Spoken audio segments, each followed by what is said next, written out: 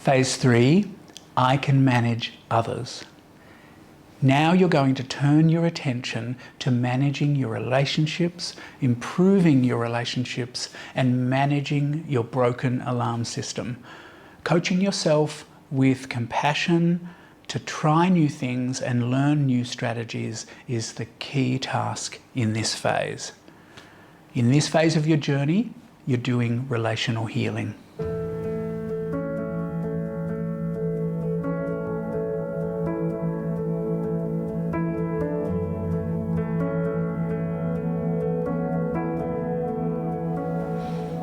Okay, so in my teens, I was all alone. I knew I had to avoid my family of origin if I wanted to succeed, but the cost was profound loneliness, having no one to turn to when I was in trouble or when I didn't know what to do. A foster family took me in to help me finish junior high, and I'm so grateful to them for this because it made the rest of my life, the rest of my studies, and my life success possible. But I had no help from my family of origin as I took these early steps of moving to a new city, living alone, getting my first job. I was also stuck in a cycle called repetition compulsion.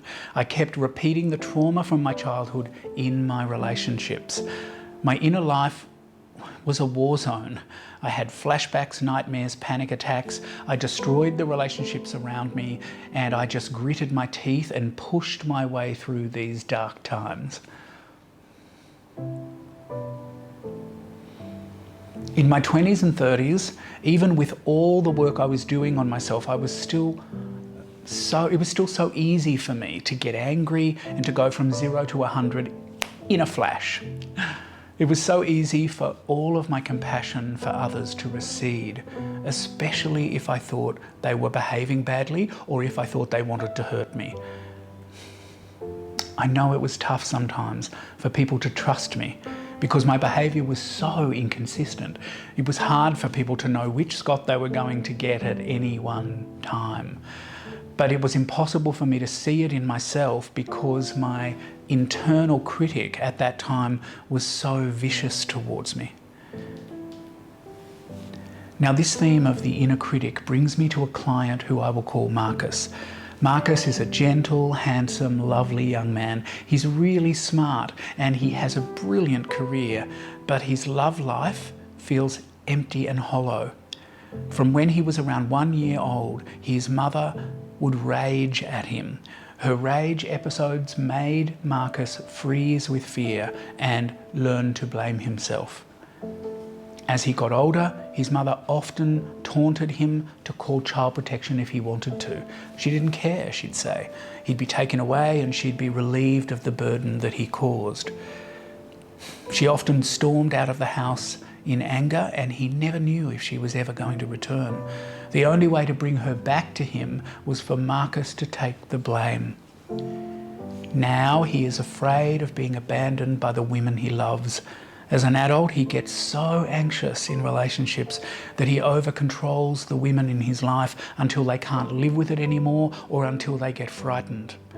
You can see just how complicated this is to unpick because the decision that he was a bad child was ingrained in him before he was even verbal. Let me use a fairy tale metaphor here. His mother hands him the poison apple and invites him to eat it. She says, "This is for you.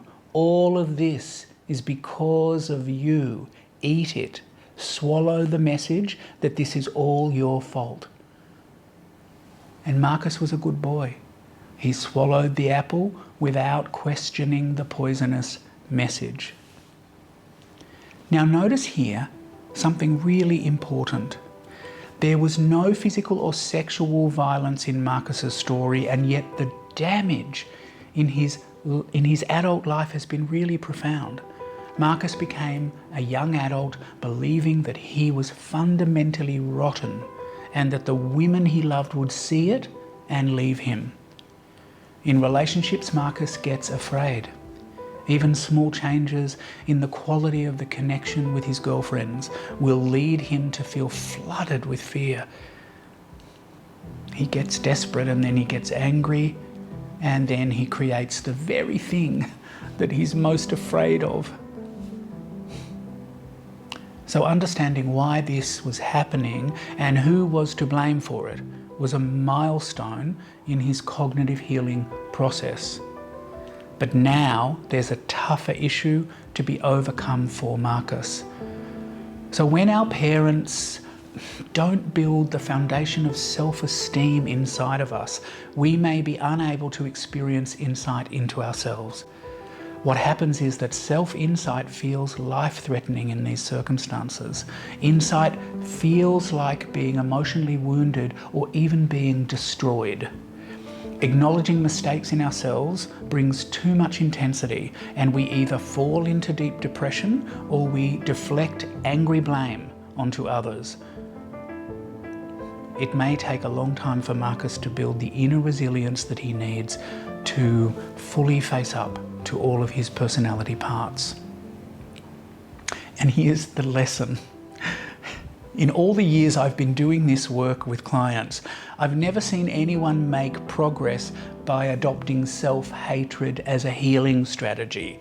This means that the inner critic within you has to be coached to be gentle and kind.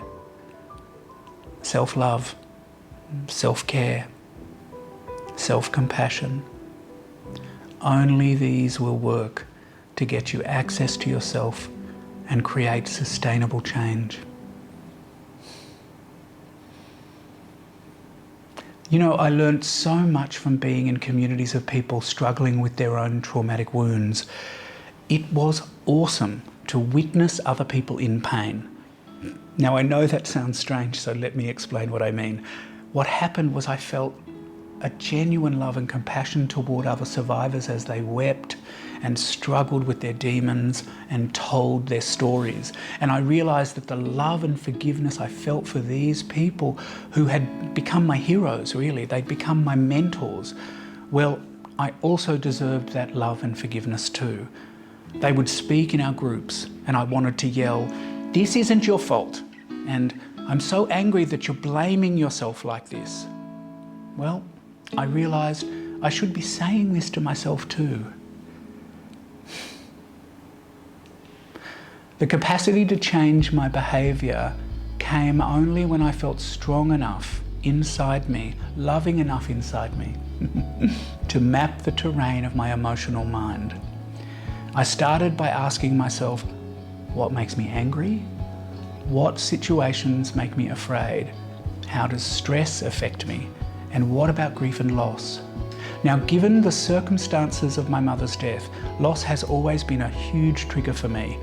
I learned to map my triggers and develop behavioral strategies to improve my responses to other people. For example, I learned how to say no without ever using that word while being supportive, kind, and assertive. I learned how to act opposite to my negative emotions. I learned how to have an easy manner with people who were stressing me out. And I'm still learning, just like you, how to do this today. So the exercise in this phase is what's called an emotion diary. You can download the emotion diary here on my site, and you can use this diary over and over again at the end of each day to notice and track your emotional mind. This exercise helps you begin to map your emotions, their purpose, their function, and their wisdom.